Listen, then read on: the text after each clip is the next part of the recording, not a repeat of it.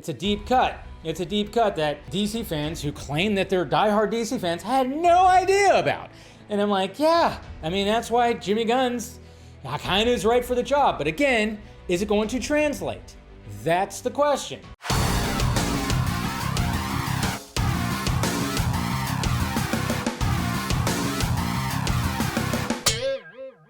And it's kind of funny when you're seeing, people online who claim that they are diehard DC people and they had no idea about this whole Salvation Run. And what is a Salvation Run? I didn't know what it was. But I don't sit there and claim like I know everything about DC. I'm not the DC junkie. I'm the film junkie. I just grew up with DC. I know some things, but I don't know all of them. I didn't know about Salvation and this Salvation Run.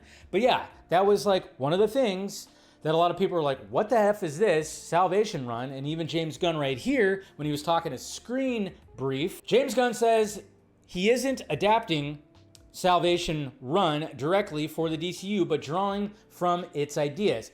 It really is about the concept. We're taking elements like Salvation, but we're not adapting that total story. Of course, you can't. You can't do that. You can't adapt the whole story. You can't. You have to take pieces from it. Just like BVS took pieces from Dark Knight Returns, Death to Superman, Birthright. There's like all, you just have to take pieces. If you're going to do a full-on adaptation, that's going to be a little bit difficult, but you always have to change things. So if you want to know exactly what the Salvation Run is, I'll give you a little brief thing here, and I'm looking at the DCFandom.com right here, because again, I didn't really know about this, but yes, it is.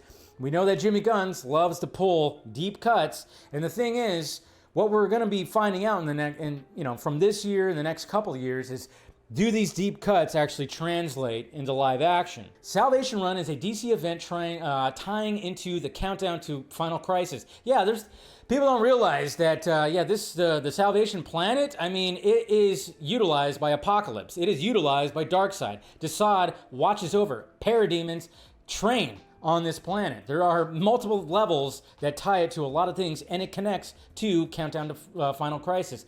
Amanda Waller and Rick Flag, through Checkmate and the Suicide Squad, launch a campaign to round up the world's most harmful supervillains and to port them off planet.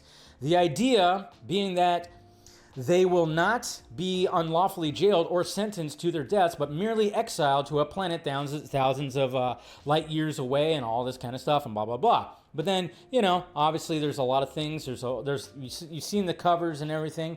However, factors beyond Checkmate's control show the planet to actually have been dormant, almost mechanical world filled with dangerous killer beasts. The villains are forced to deal with their circumstances and confront a community entirely composed of dangerous or psychotic criminals, where the greatest danger to them is difficult tie between the world trying to kill them and them themselves. It is interesting. And I'm curious on how it comes into play when it comes to future projects.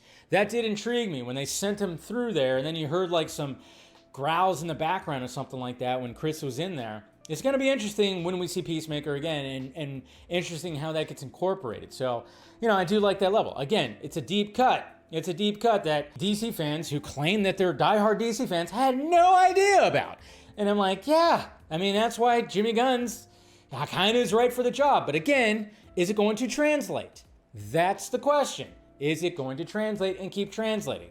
Now that we've got through this first year, enough and everything. So, curious. I'm very curious about it.